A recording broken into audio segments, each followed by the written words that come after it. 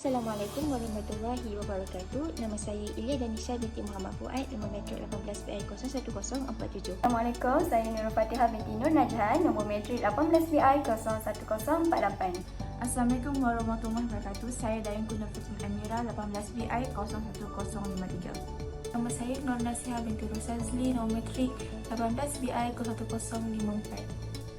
Assalamualaikum warahmatullahi wabarakatuh. Saya Anissa Faris binti Muhammad Azri, nombor metrik 18BI01055. Hibah adalah pemberian harta yang berlaku semasa pemberi hibah masih hidup.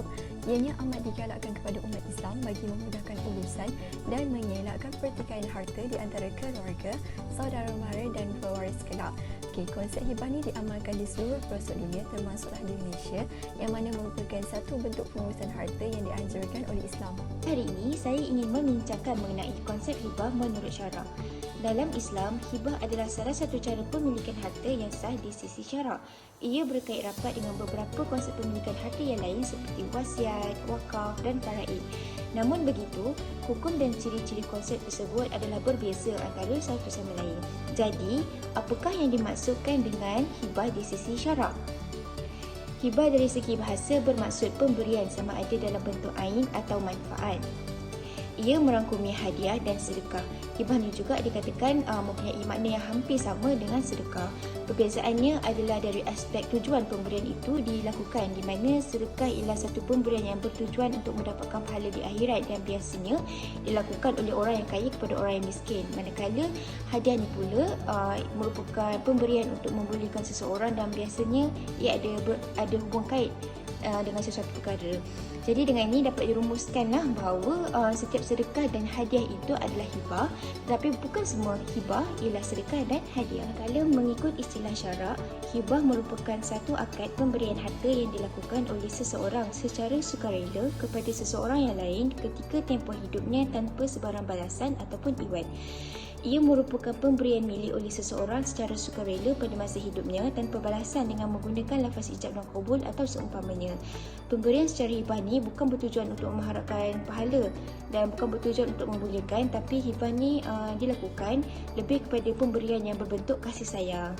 Jadi kita dah tahu makna hibah, namun sesuatu kontrak atau instrumen hibah mestilah memenuhi rukun-rukun serta syarat terhadap rukun tersebut bagi menjamin kesahihannya. Rukun hibah itu ada 4, iaitu pihak-pihak yang melakukan akad hibah tersebut yang terdiri daripada pemberi hibah iaitu wahib dan penerima hibah iaitu mawhub lahu. Yang ketiga ialah akad hibah menerusi ijab dan qabul ataupun sirah, dan juga adanya barang yang dihibahkan itu iaitu mawhub. Baiklah, kita pergi kepada rukun yang pertama iaitu pemberi hibah ataupun al-wahib. Seseorang yang dikatakan sebagai pemberi hibah ni mestilah seorang ahliyah iaitu pemilik mutlak kepada barangan tersebut yang sempurna akal, baligh dan juga rasional.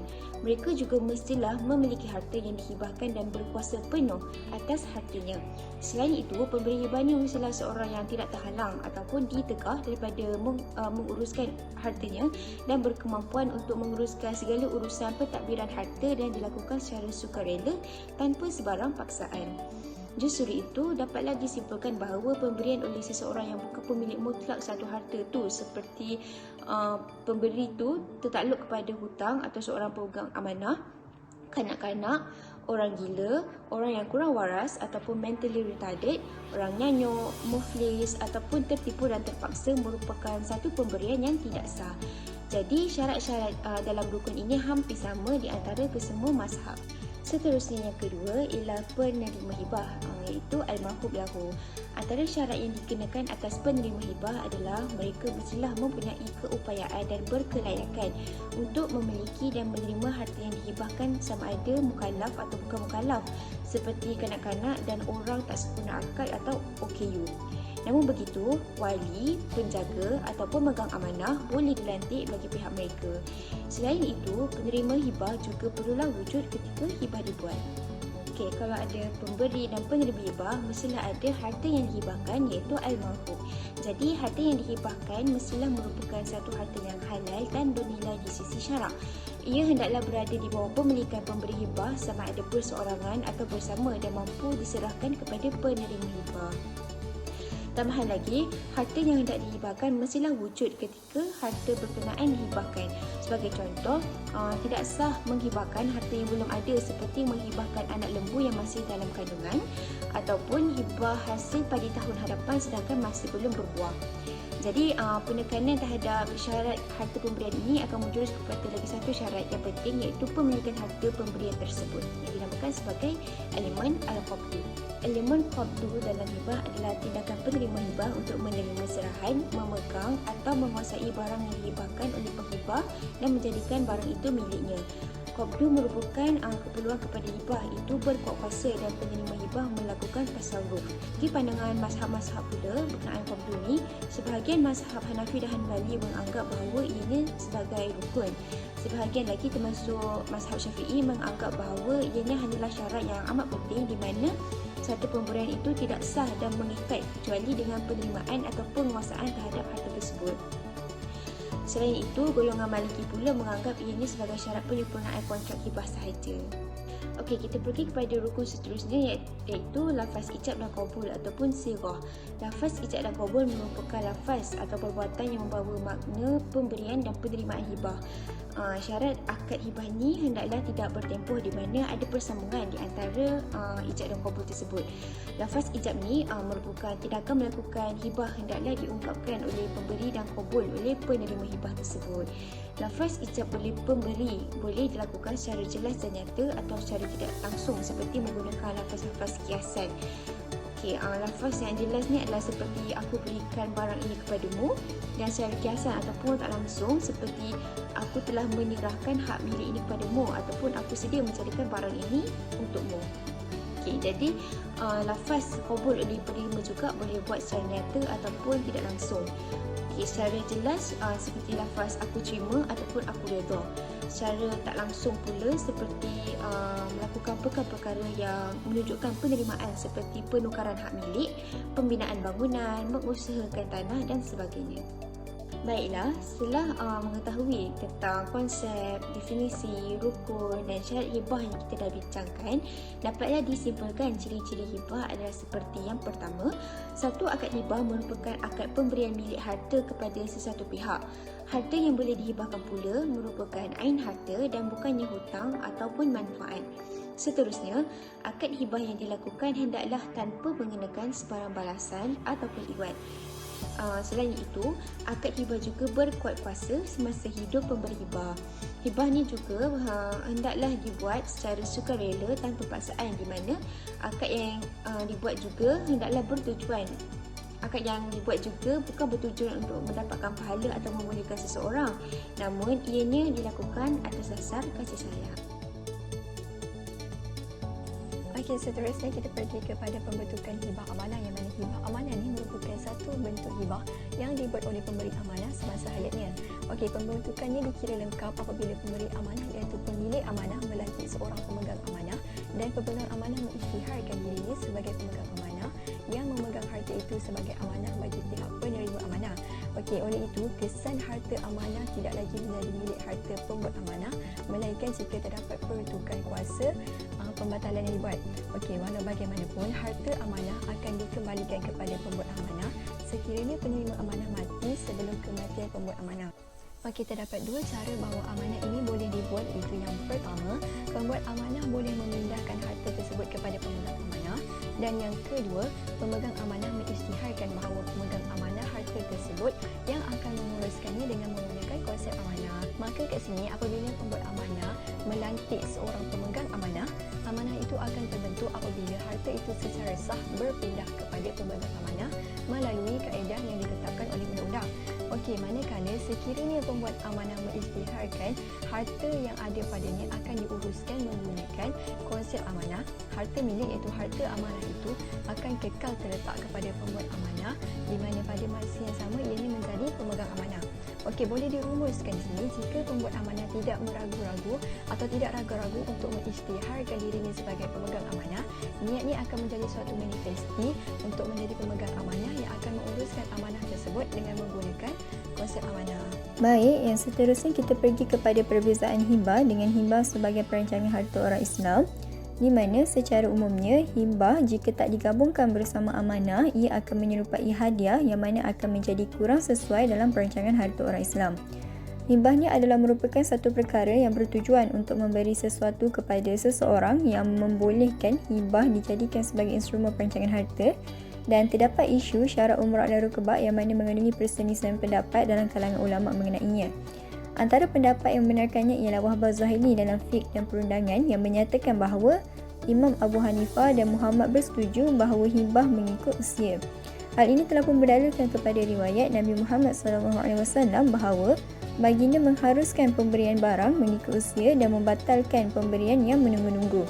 Hal ini membawa maksud bahawa Rasulullah bersetuju untuk meletakkan syarat umrah. Manakala hibah bersyarat rukbah pula adalah saling menunggu kematian masing-masing untuk mendapatkan barang yang dihibahkan. Imam Syafi'i, Hambali dan Abu Yusuf pula berpendapat bahawa hibah tersebut adalah sah dengan berpegang kepada sabda Rasulullah yang mana rukbah itu adalah diharuskan. Pandangan yang mengharuskannya juga berpendapat bahawa pemilikan barang yang dihibahkan tetap menjadi milik penerima hibah dan tidak akan kembali kepada penghibah walaupun penerima hibah meninggal dunia sebelum penghibah. Jadi, terdapat beberapa perbezaan antara ciri-ciri hibah dan hibah sebagai instrumen perancangan harta. Antaranya, yang pertama, hibah tak boleh meletakkan syarat umrah dan rukbah kerana syarat akan sukar dilaksanakan apabila harta telah didaftarkan ke atas nama penerima. Manakala, hibah sebagai instrumen perancangan harta pula membolehkan untuk meletakkan syarat umrah dan juga rukbah. Dan yang kedua, hibah tak memerlukan pemegang amanah kecuali dalam keadaan apabila penerima berumur 18 tahun dan ke bawah atau juga kurang upaya. Kan tetapi hibah sebagai instrumen perancangan harta memerlukan kepada kedua-dua pemberi dan juga penerima tadi untuk melantik pemegang amanah bagi memegang harta hibah tersebut. Dan yang ketiga, hibah lebih menyamai hadiah kerana tanpa lafaz sirah dan dokumen. Hibah ibu bapa kepada anak tidak boleh dibatalkan. Manakala hibah sebagai instrumen perancangan harta pula adalah di mana hibah ibu bapa kepada anak boleh dibatalkan dengan tiada tujuan untuk menzalimi. Kepada aplikasi hibah amanah sebagai satu instrumen perancangan harta pada masa kini, di mana kita dapat lihat berkenaan dengan undang-undang hibah tak ada peruntukan khusus berkenaan dengannya, yang mana secara amnya dia hanya diperuntukkan dalam butiran 1 senarai 2 jadual ke-9 Perlembagaan Persekutuan, yang mana menyatakan bahawa hukum syarak dan undang-undang diri dan keluarga bagi orang yang mengenal agama Islam, termasuk hukum syarak berhubungan dengan mewarisi harta berwasiat dan tak berwasiat, pemberian, pembahagian harta, penyusunan dan acara bagi mahkamah-mahkamah syariah yang akan bagi bidang kuasa hanya ke atas orang-orang yang mengenal agama Islam. Jadi daripada peruntukan di atas menunjukkan bahawa hibah ni adalah sebahagian daripada perkara yang terlalu bawah bidang kuasa Majlis Agama Islam negeri-negeri, sekaligus menjadikan hibah ini adalah bidang kuasa mahkamah syariah.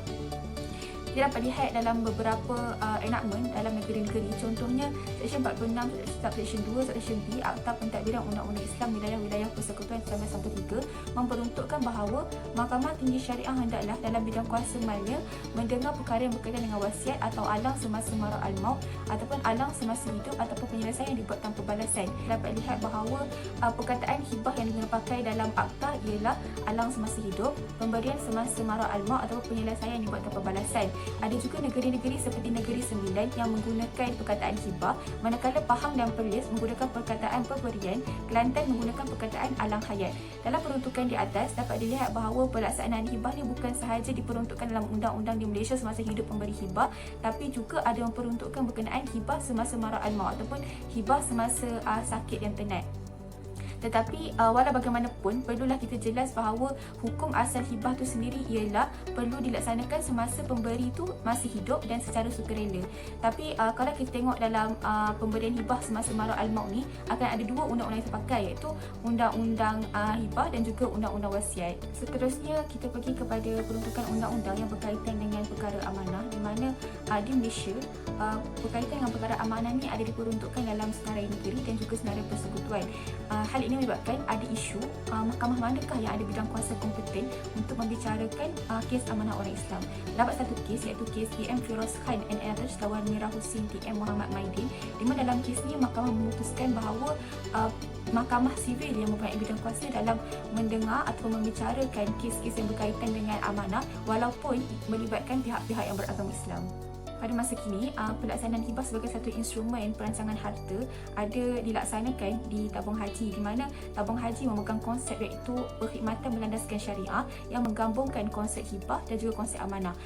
Di mana kita kat sini saya akan sebut sebagai hibah amanah TH ataupun yang maksud hibah amanah tabung haji merupakan pemberian harta hibah amanah daripada akaun simpanan tabung haji oleh pemberi hibah amanah kepada penerima hibah amanah semasa hayat dia atas dasar kasih sayang secara sukarela serta tanpa mengharapkan apa-apa balasan. Dan TH di sini ataupun tabung haji di sini adalah sebagai pemegang amanah gantian untuk mentadbir dan mengurus harta tersebut.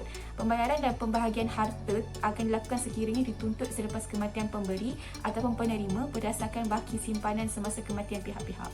TH ada meletakkan syarat kelayakan yang perlu dipenuhi oleh penerima hibah dan juga pemberi hibah, di mana pemberi hibah hendaklah seseorang yang punya akaun dewasa, waras, berumur 18 tahun ke atas dan takluk kepada terma dan syarat yang diperuntukkan oleh surat ikatan hibah amanah dan juga surat kuasa wakil.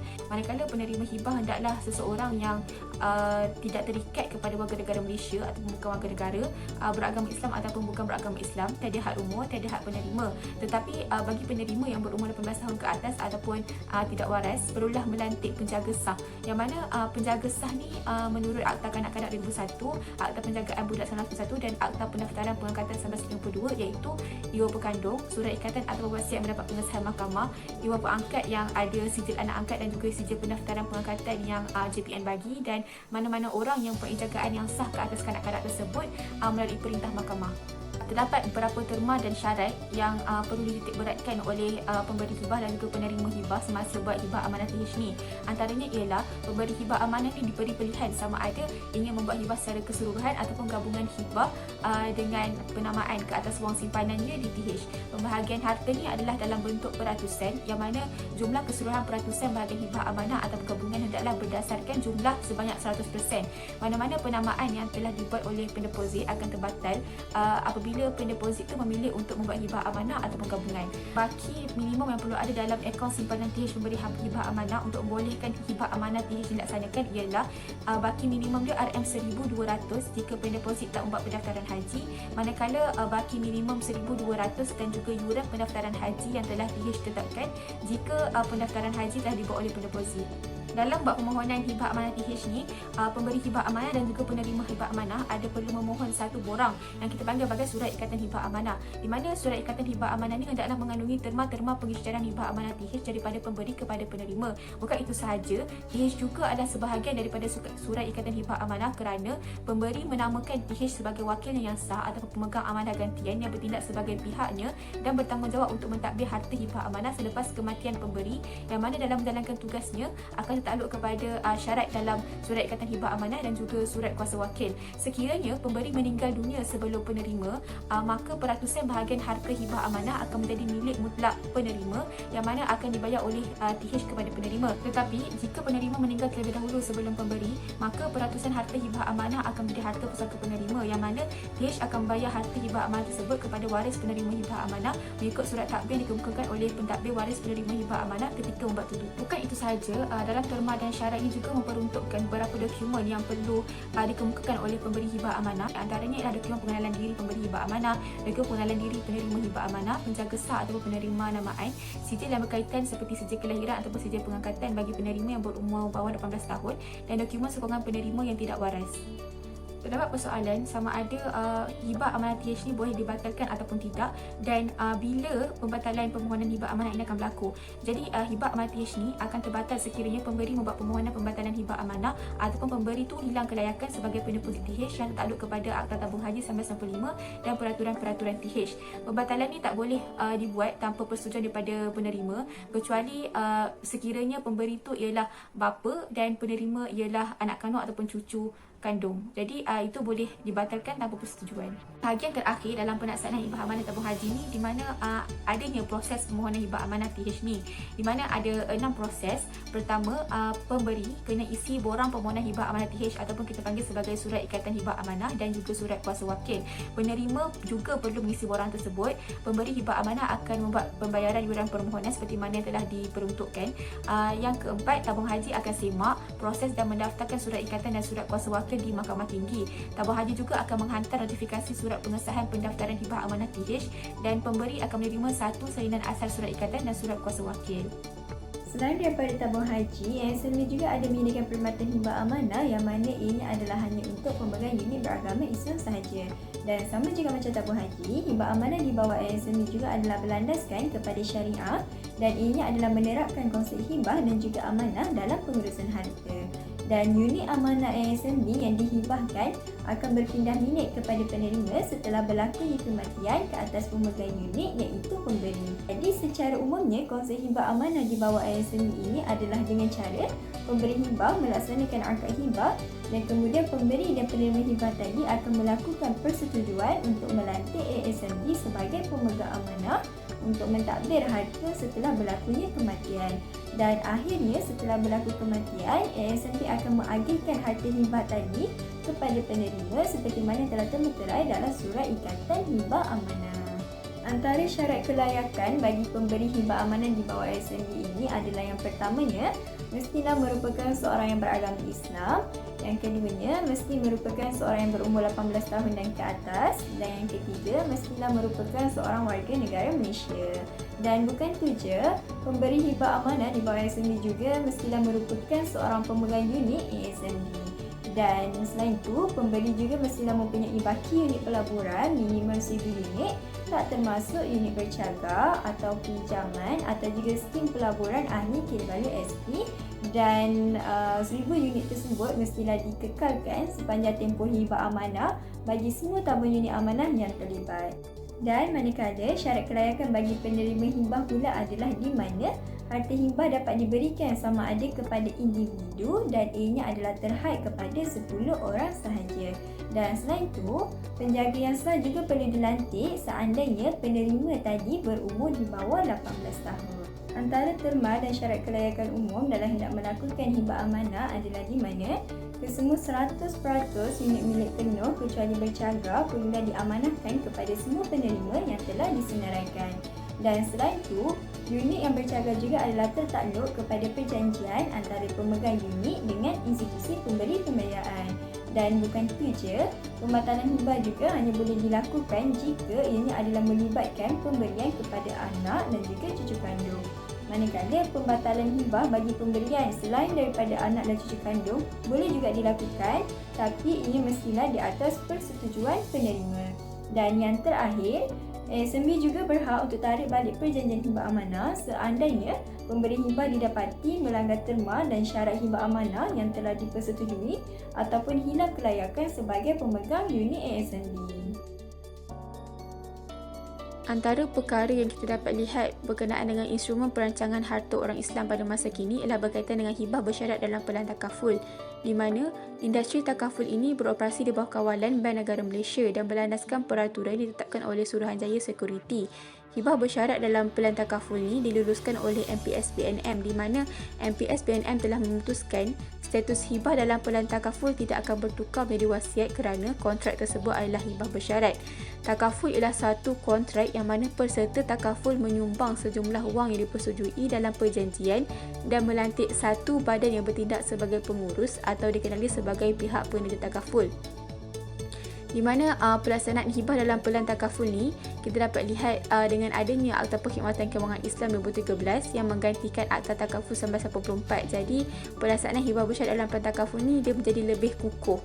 Kita akan lihat beberapa perkara yang diperuntukkan dalam APKI, antaranya ialah Jadual 10 APKI 2013 Perenggan 2 menyatakan berkenaan pemakaian hibah bersyarat dalam pengagihan manfaat takaful pencarum, di mana peserta takaful yang telah mencapai umur 16 tahun boleh menamakan individu sama ada sebagai seorang warsi atau sebagai seorang beneficiary di bawah hibah bersyarat untuk menerima manfaat takaful yang perlu dibayar atas kematiannya di bawah sudi takaful itu, dengan memberitahu pengenali takaful berlesen secara bertulis mengenai nama, tarikh lahir, nombor kad pengenalan, pendaftaran negara atau nombor sijil kelahiran dan alamat penama.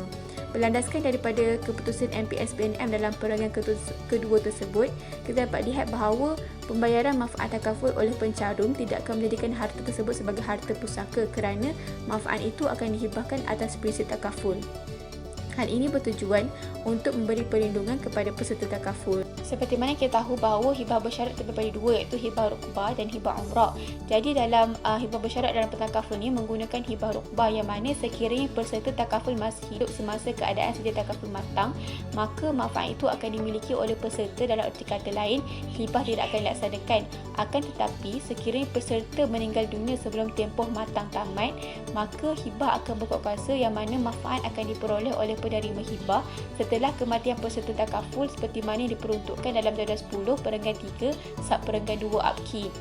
Bukan itu sahaja, jadual 10 perenggan 4 sub perenggan 1 juga menyatakan berkenaan pembatalan kontrak hibah dalam takaful, yang mana hibah boleh ditarik balik selagi mana pemberi masih hidup dan dasar takaful belum mencapai tempoh kematangan. Hal ini menjelaskan bahawa pembatalan dalam hibah bersyarat tidak sama dengan hibah yang asal, di mana hibah yang asal menekankan bahawa pembatalan hibah tak boleh dilakukan kecuali hibah seorang bapa kepada anaknya. Tapi dalam hibah bersyarat ni lebih meletakkan syarat kematian dan elemen qabdu yang belum terlaksana dalam pembatalan dan penarikan semula hibah. Baik, yang seterusnya kita akan pergi kepada isu-isu syarak dalam aplikasi hibah amanah, di mana terdapat 3 isu yang kami akan kupaskan. Yang pertamanya adalah isu pengesahan hibah, yang keduanya adalah isu penarikan balik ataupun pembatalan hibah, yang ketiga adalah isu berkenaan dengan pertikaian kadar hibah yang dimulakan. Antara isu hibah amanah yang sering kali dibangkitkan adalah melibatkan isu pengesahan hibah, di mana syarat sah maupun rukun hibah menjadi antara salah satu elemen penting yang acap kali mendapat perhatian dalam hendak memastikan kesahihan sesuatu hibah amanah. Dan dapat kita lihat antara salah satu isu yang melibatkan pengesahan hibah amanah adalah membabitkan akad hibah yang dibuat tanpa ijab dan qabul, atau juga elemen qabul itu dilakukan dengan perbuatan tanpa lafaz, sedangkan ijab yang merupakan salah satu elemen penting dalam sirah hendaklah dilakukan melalui lafaz. Dan isu ijab dan qabul ini adalah merupakan isu yang penting kerana kesahan sesuatu hibah adalah bergantung kepada kesempurnaan pengaplikasian ijab dan qabul tersebut. Dan tambah lagi, perkara maupun isu ini telah pun menjadi perbahasan dalam kalangan fuqaha sendiri sejak sekian lamanya. Dan atas sebab tu, keputusan yang telah dibuat maupun diputuskan oleh hakim syar'i di mahkamah syariah adalah berbeza-beza kerana menggunakan pendapat-pendapat fuqaha yang berbeza. Dan tambahan lagi, kes-kes melibatkan pengesahan hibah di mahkamah syariah juga banyak menggunakan keterangan saksi dalam hendak membuktikan kesahihan satu hibah. Namun jika kita kaji dan kita perhalusi semula, penggunaan dokumen adalah lebih kuat kalau kita nak bandingkan dengan lisan semata-mata, sebab ianya adalah bersifat kekal dan mudah untuk dibuktikan. Akan tetapi, keterangan lisan hanya bergantung kepada ingatan seseorang yang kadang-kadang gagal memberikan keterangan yang tepat dan boleh dipercayai disebabkan kejadian yang berlaku telah pun memakan tempoh masa bertahun-tahun lamanya. Dan dapat kita lihat dalam kes Nik Nur Hazrini binti Nik Abdul Hamid lawan Nik Nur Hazrinda binti Nik Abdul Hamid dan lain-lain, di mana ianya adalah melibatkan tuntutan pengesahan hibah di Mahkamah Tinggi Syariah Kuala Terengganu, di mana melalui tuntutan ini plaintiff telah pun mendakwa bahawa sebelum si mati meninggal dunia, beliau telah berniat untuk hibahkan sebuah rumah kedai kepada 4 orang anak perempuannya, iaitu plaintiff, defendant pertama, kedua dan juga ketiga. Namun pindah milik tidak sempat dilaksanakan. Mahkamah telah pun menolak tuntutan atas sebab mahkamah telah mendapati bahawa tiada satu pun lafaz ijab yang dibuat oleh si mati. Dan tambah lagi, yang berlaku hanyalah sekadar niat ataupun hasrat untuk menghibahkan rumah kedai tersebut. Dan bukan itu je, mahkamah juga telah mendapati bahawa tiada sebarang lafaz ataupun apa-apa tulisan daripada penerima-penerima hibah, iaitu plaintiff, defendant pertama dan kedua serta ketiga, bahawa mereka telah menerima hibah daripada si mati. Dan atas sebab itulah plaintiff telah gagal untuk meyakinkan mahkamah bahawa telah wujudnya ijab dan secara langsung tidak boleh menyentuh berkenaan qabul. Kita masuk poin seterusnya, iaitu hukum penarikan balik atau pembatalan hibah, yang mana dalam mazhab Syafi'i, Hambali dan juga sebahagian mazhab Maliki berpendapat bahawa penarikan balik hibah ni dia boleh berlaku dengan ijab dan qabul. Namun begitu, sekiranya disertakan dengan penyerahan dan juga penerimaan barang, yang mana menunjukkan hibah berkenaan tidak boleh ditarik balik kecuali hibah tersebut dibuat oleh bapa atau ibu kepada anak-anaknya, selama mana harta tersebut tidak ada kaitan dengan orang lain, iaitu tidak membuat penyerahan harta. samping itu, apabila isu penarikan hibah ni dia berkait rapat dengan harta hibah yang berbentuk amanah, yang mana apabila berlakunya penarikan hibah hartanah, maka terdapat beberapa sekatan yang perlu dilihat melalui Borang 14A di dalam Kanun Tata Negara 1965. Namun begitu, kebanyakan syarikat memasukkan syarat-syarat tertentu di dalam perjanjian bagi mengelakkan masalah seperti ini berlaku. Di dalam kes HH dan Others lawan HS 2019, yang mana dalam kes ini menyatakan perayu ini telah memfailkan rayuan terhadap keputusan Mahkamah Tinggi Syariah yang telah meluluskan permohonan responden berdasarkan Seksyen 61 Subsection 3B Enakmen Pentadbiran Agama Islam Negeri Selangor 2003 dan mengisytiharkan bahawa responden ini dia menarik balik dan membatalkan hibah tersebut terhadap harta yang diberikan kepada perayu-perayu. Harta-harta yang dimaksudkan adalah wang tunai di dalam akaun tabung haji dan juga akaun amanah saham Bumi Putra perayu-perayu. Saham-saham di dalam syarikat SNR Sendirian Berhad dan juga beberapa unit harta ta'ali. Isu yang pertama iaitu yang dibangkitkan adalah sama ada harta-harta tersebut adalah harta hibah daripada responden kepada perayu-perayu ataupun tidak. Bagi isu pertama ini, mahkamah perlu memutuskan sama ada responden ini dia merupakan pemilik mutlak kepada harta-harta tersebut dan juga sama ada wujud rukun sirah hibah dalam pindah milik harta tersebut. Kita masuk yang seterusnya iaitu pertikaian kadar hibah yang boleh diberikan. Okey, dalam kadar hibah ni yang mana Islam ni dia tidak meletakkan syarat dalam kadar pemberian hibah, iaitu yang mana kadar hibah ni dia boleh diberikan tertakut kepada pemberi hibah tersebut.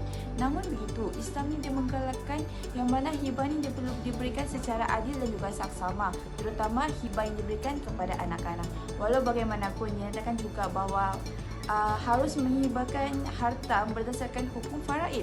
Okey, sabda Rasulullah yang mana bermaksud bertakwalah kamu kepada Allah dan berlaku adillah antara anak-anak kamu. Okey, Al-Bukhari yang mana berdasarkan hadis tersebut para ulama mentafsirkan bahawa berlaku adil ialah dengan mengikut faraid. Dalam situasi-situasi tertentu terdapat juga yang mana pemberi hibah ni dia menghibahkan keseluruhan hartanya, yang mana menjelaskan kebanyakan pengurusan harta selain daripada hibah ni dia telah menetapkan kadar-kadaran tertentu yang boleh dihibahkan, seperti contohnya wasiat yang mana boleh wasiatkan hanya 1/3 sahaja setelah menolak segala kos peninggalan juga perkara lain. Manakala menurut faraid yang mana kadar harta ini ditetapkan menurut kadar yang ditentukan kepada waris yang layak.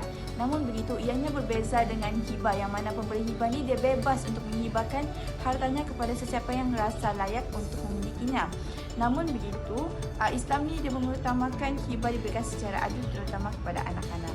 Dalam kes Zamani Muhammad Noor lawan Awang Merah yang mana perayu ni merupakan anak saudara dan juga anak angkat kepada arwah Cik Limang Awang Mat. Harta yang menjadi pertikaian adalah sebidang tanah rancangan yang mana telah diusahakan oleh Cik Lima dan kemudian diberikan kepada perayu sebelum Cik Lima ni dia meninggal dunia. Okey, Mahkamah Kadi Khas Tanah Merah Kelantan tidak mensabitkan lotot berkenan sebagai pemberian hidup kepada perayu. Walau bagaimanapun, keputusan ini kemudian ke Mahkamah Rayuan yang mana telah mensabitkan tuntutan perayu ke atas tanah tersebut. Dapat disimpulkan bahawa hibah ni dia merupakan suatu kaedah dalam pengurusan harta yang mana semasa hayat pemberi hibah. Hal ini juga menjelaskan bahawa hibah ni dia memberi kebaikan tersendiri, akan tetapi pasti wujudnya konflik dalam pengurusan hibah berdasarkan perkara 1211A Perlembagaan Persekutuan yang mana terdapat konflik antara bidang kuasa mahkamah sivil dan juga mahkamah syariah. Namun begitu, kes hibah yang berkaitan dengan hartanah masih dalam pertikaian dari sudut undang-undang. Bagi mengatasi masalah hibah sekiranya terdapat keperluan hibah yang diperuntukkan dalam enakmen berkaitan dengan hibah, maka ianya merupakan suatu keperluan kerana peruntukan berkaitan hibah terlalu ringkas. Selain itu, institusi-institusi agama perlu memberikan kesedaran kepada masyarakat berkaitan dengan hibah kerana pengetahuan masyarakat berkaitan dengan hibah adalah terlalu sedikit. Oleh itu, berdasarkan perbincangan, jelaslah menunjukkan bahawa undang-undang mengenai hibah memerlukan penambahbaikan.